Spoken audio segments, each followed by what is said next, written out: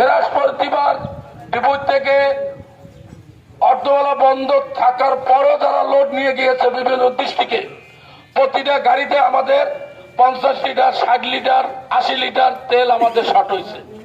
আমরা মালিকের চাকরি করি, মালিক ওগুলো মাইনে নিতে চায় না। কারণ আন্দোলন না মালিকের, মালিক অর্ধবেলা বন্ধ রেখে সেই তেলের বহন আমাদের ঘাড়ে দেবে, এটা তো আমরা শ্রমিক নেতারা মাইনে নিতে পারি না, আমরা নেব না। তো সেজন্য আজকে আমাদের এই গেট সভা।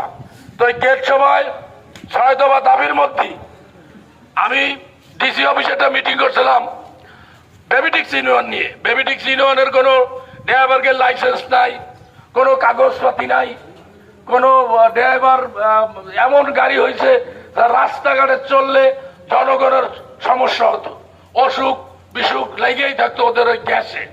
তো আজকে বর্তমান সরকার যে আইন করেছে আমাদের এই ব্যাকফুট গাড়ি চললে নাকি সমস্যা।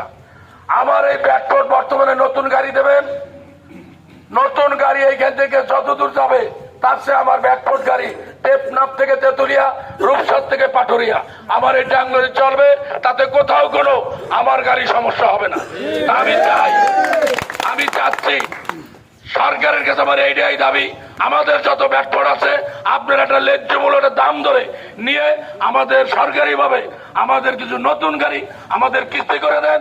আমরা আপনার মাসিক কিস্তি আমরা দেওয়ার পর পরিশোধ করার চিন্তা ভাবনা করবো। আপনারা ব্যাটফট সব নিয়ে আপনারা ভাঙড়িতে ফেলাবেন না গর্তে ফেলাবেন, এটা আপনাদের ব্যাপার। আমাদের ব্যাটফট যদি আপনারা চালাতে চান, আমাদের যে অর্ডার হয়েছে 35 বছর, সেটা আমাদের বাস্তবায়ন করতে হবে। প্রিয় শ্রমিক ভাইরা, আমাদের মালিক সমিতির সাথে আমরা 4টি সংগঠন একসাথে জড়িত।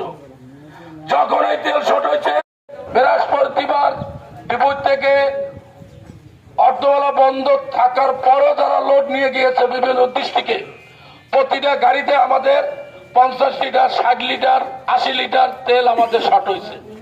আমরা মালিকের চাকরি করি, মালিক ওগুলো মাইনে নিতে চায় না। কারণ আন্দোলন না মালিকের, মালিক অর্ধবেলা বন্ধ রেখে সেই তেলের বহন আমাদের ঘাড়ে দেবে, এটা তো আমরা শ্রমিক নেতারা মাইনে নিতে পারি না, আমরা নেব না।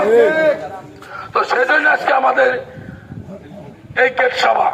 তো এই গেট সভায় 6 দফা দাবির মধ্যে আমি ডিসি অফিসে একটা মিটিং করছিলাম বেবিটিক্স ইউনিয়ন নিয়ে। বেবিটিক্স ইউনিয়নের কোনো ড্রাইভারের লাইসেন্স নাই, কোনো কাগজপাতি নাই, কোনো ড্রাইভার এমন গাড়ি হয়েছে রাস্তাঘাটে চললে জনগণের সমস্যা হতো।